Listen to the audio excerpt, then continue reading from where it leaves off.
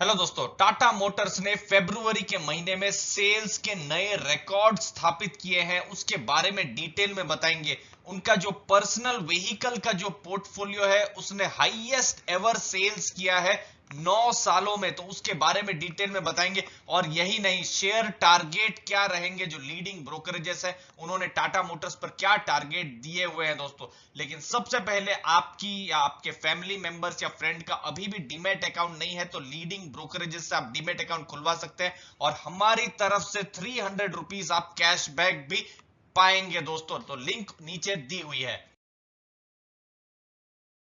देखिए, अभी टाटा मोटर्स का स्टॉक का प्राइस 325 327 उस लेवल पर है। और कभी भी हम देखते हैं तो टाटा मोटर्स का स्टॉक प्राइस का ये जो एस्पेक्ट है जो आप यहाँ पर रेक्टेंगल में देख रहे हैं उसी को ही दिखाया जाता है कि देखिए स्टॉक प्राइस 65-70 रुपया था और बिल्कुल 4 गुना हो गया है, 4x हो गया है। लेकिन टाटा मोटर्स की एक कहानी है, थोड़ी सी दर्दनाक कहानी भी है। ये देखिए, उन इन्वेस्टर्स को पूछिए जो इस लेवल पर, ये देखिए, ये मैं बिल्कुल यहां पर स्ट्रेट लाइन यहां पर कर रहा हूं, जो 2016 में सितंबर अक्टूबर उस समय यहां इंटर किए होंगे तो उन्होंने 550 560 के लेवल पर भी इंटर किया होगा। तो उनके लिए कोई वेल्थ बनी नहीं है। वेल्थ किसके लिए बनी है? जो अप्रैल मई के महीने में जो इन्वेस्टर्स ने एंट्री ली है। लेकिन अब क्या हो रहा है, क्या नया टर्न अराउंड हो रहा है और ये स्टॉक क्यों नीचे गिरा था, ये भी सब कुछ इस वीडियो में हम बताने वाले हैं। सब चीजों को पॉइंट बाय पॉइंट हम बात करेंगे दोस्तों। देखिए, ये जो टाटा मोटर्स का स्टॉक है उसको आप हमेशा as a turnaround story लीजिएगा कि एक लॉस से प्रॉफिट की तरफ कंपनी आ रही है, प्रॉफिट में आई नहीं है, तो इसलिए बहुत हाई रिस्क ये स्टॉक है।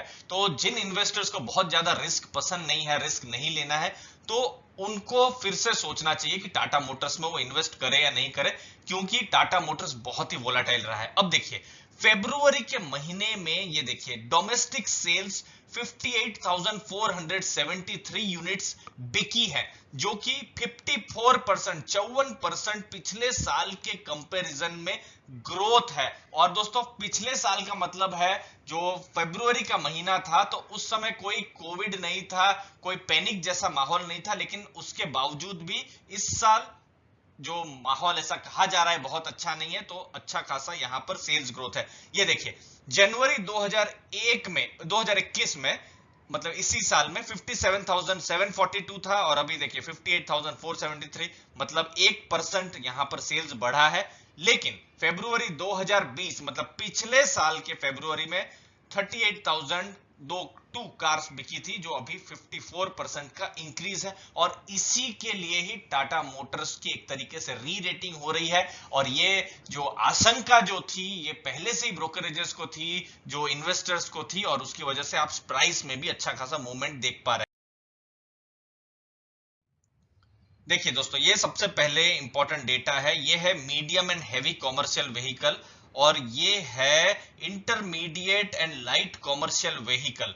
तो देखिए, मंथ ऑन मंथ देखिए 4% 14% बढ़ा है और ईयर ऑन ईयर 30% 68% बढ़ा है। अब देखिए, कॉमर्शियल व्हीकल मतलब बड़ी बड़ी जो गाड़ियां होती है, ट्रक्स आ गया, वो सब जो आप हाईवेज में जनरली देखते हैं। इसके बारे में मैं डिटेल में पूरे 35 साल का, फिर से रिपीट करता हूं, 35 साल का डेटा लाया हूं दोस्तों। थोड़ी देर के बाद वो आपको हम बताएंगे। अब देखिए, कॉमर्शियल व्हीकल्स में दूसरा, कॉमर्शियल व्हीकल एक्सपोर्ट्स भी देखिए सब जगह बढ़ा है। इनफैक्ट सभी चीजों में पॉजिटिव है, एक्सेप्ट जो कार्गो एंड पिकअप है वहां पर थोड़ा मंथ ऑन मंथ नेगेटिव रहा है। लेकिन ओवरऑल कॉमर्शियल व्हीकल्स की हम बात करें तो टाटा मोटर्स में मंथ ऑन मंथ मतलब जनवरी से लेकर फरवरी देखें तो 3% का बढ़ावा है। ये देखिए, 32,909 जो कॉमर्शियल व्हीकल्स बिके थे, जो कि 33,966 है। लेकिन जो एक कॉमर्शियल व्हीकल्स जो सेक्टर को देखते हैं उनके लिए एक तरीके से रिस्पाइट है, एक पॉजिटिव न्यूज है कि कॉमर्शियल व्हीकल्स बिक रहे हैं। 21% पिछले साल के मुकाबले ये बढ़ा है। और अगर आप टाटा मोटर्स के साथ साथ अशोक लेलैंड के भी फैन है तो और ज्यादा आपको डेटा मिल रहे हैं, और ज्यादा स्टडी कीजिए दोस्तों। अशोक लेलैंड पर भी वीडियो बहुत जल्दी बनेगा। तो ये 21% बढ़ा है कॉमर्शियल व्हीकल, जो कि एक और पॉजिटिव चीज देती। अब देखिए, पैसेंजर व्हीकल्स मतलब क्या? नेक्सॉन हो गया, टियागो हो गया, अल्ट्रोज हो गया, टाइगर हो गया और कितनी सारी दूसरी बहुत सारी गाड़ियां हैं। अब उसमें देखिए जनवरी से फरवरी 1% इजाफा हुआ है, लेकिन देखिए फरवरी 2020 और फरवरी 2021 देखिए 119% डबल से ज्यादा सेल्स हुई है। और यहां नीचे देखिए फरवरी 2021 sales have been the highest ever sales for Tata Motors personal vehicle in nearly 9 months, मतलब 107 महीनों में सबसे ज्यादा सेल्स हुई है तो वो हुई है फरवरी 2021, जो महीना अभी अभी समाप्त हुआ है।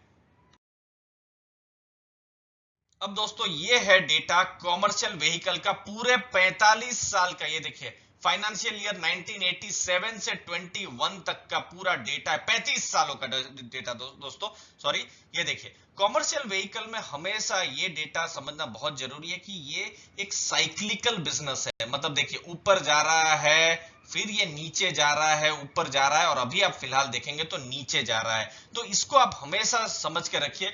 और वही एक रीजन होगा कि अगर आपने अशोक लेलैंड में कभी भी इन्वेस्ट किया होगा तो कभी 20-25 रुपए से कभी वो 250 तो नहीं 180 160 भी पहुंच जा रहा है, लेकिन फिर से वो गिर के 50-60 रुपए पहुंच जा रहा है। और सेम टाटा मोटर्स के भी केस में हो रहा है, क्योंकि कॉमर्शियल व्हीकल का भी इसका पूरा बिजनेस है। तो कॉमर्शियल व्हीकल की साइकिल होती है एक तरीके से पॉजिटिव साइकिल, फिर नेगेटिव साइकिल। तो ये पॉजिटिव साइकिल थी 2015 से 17, अभी फिलहाल नेगेटिव साइकिल चल रही है। अलग अलग रीजंस हैं। एक तो डिमांड इकोनॉमी तो एक बहुत बड़ा रीजन होता ही है, एक्सेल लोड के नॉर्म्स हैं, क्रेडिट क्राइसिस अक्टूबर 2018 में था, फिर ये कोविड आया, फिर BS6 के ट्रांजिशन के लिए बहुत सारी माथापच्ची थी। तो ये एक इवेंट होता है। तो अभी ये साइक्लिकल डाउनटर्न में है, तो ये एक चीज को समझना पड़ेगा। और अभी जो वॉल्यूम्स है फाइनेंशियल ईयर 10 मतलब उस लेवल का जो वॉल्यूम्स है वो अभी देखने को मिल रहा है। लेकिन अभी भी यही कहा जा रहा है कि जैसे जैसे इकोनॉमिक गतिविधि आगे बढ़ेगी, ग्रोथ आगे बढ़ेगा, तो यहां पर भी हमको पॉजिटिव नंबर्स देखने को मिलेंगे। लेकिन फिर से हम रिपीट कर दे दोस्तों, रिस्की रहेगा और साइकिल पकड़ना बहुत जरूरी है। अगर आप स्टेबल स्टॉक देख रहे हैं तो फिर यहां पर बिल्कुल आप 2 बार 3 बार सोचें। फाइनेंशियल्स के डेटा देखिए 2019 और 2020 को कंपेयर करना बहुत सही भी नहीं रहेगा, क्योंकि 2-3 महीने तो 2020 के बिल्कुल एक तरीके से खाली ही गए थे। लेकिन 2020 का जो फाइनेंशियल ईयर है तो उसमें हम देख रहे हैं क्वार्टर ऑन क्वार्टर वॉल्यूम्स बढ़ रहे हैं, रेवेन्यू क्वार्टर ऑन क्वार्टर बढ़ रहे हैं, एबिटा जो है क्वार्टर ऑन क्वार्टर अच्छी तरफ जा रहा है, और एबिट जो मार्जिन है ये सब भी पॉजिटिव तरफ जा रहे हैं। दोस्तों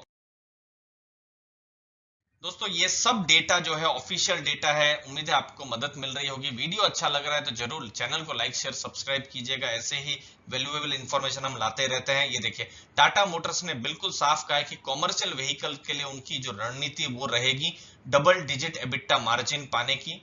लॉन्ग टर्म केपेक्स यानी जो कैपिटल एक्सपेंडिचर जो खर्चा जो है वो 3 to 4% ऑफ रेवेन्यू वो करने का प्लान है, और strong positive free cash flow ये उनका प्लान है। पैसेंजर व्हीकल्स जो आप खरीदते हैं, हम खरीदते हैं, जो कार्स जो खरीदी जाती है उसके लिए high single digit EBITDA next 3 years में इनका प्लान है। Long term capex 5 to 6% of revenue रहेगा, और free cash flow break even financial year 23 तक, और पॉजिटिव फ्री कैश फ्लो बाद में ये रहेगा। तो ये कुछ इंपॉर्टेंट पॉइंट्स है जो एज एन इन्वेस्टर आपको जरूर जानने चाहिए। पर क्रेडिट स्विस ने न्यूट्रल और 304 रुपए का टारगेट दिया है। उन्होंने अर्निंग्स को 9% से 13% रेज किया है। उनका न्यूट्रल रहने का कारण है कि नियर टर्म में मतलब बिल्कुल शॉर्ट टर्म में वो कुछ कंसर्न्स देख पा रहे हैं।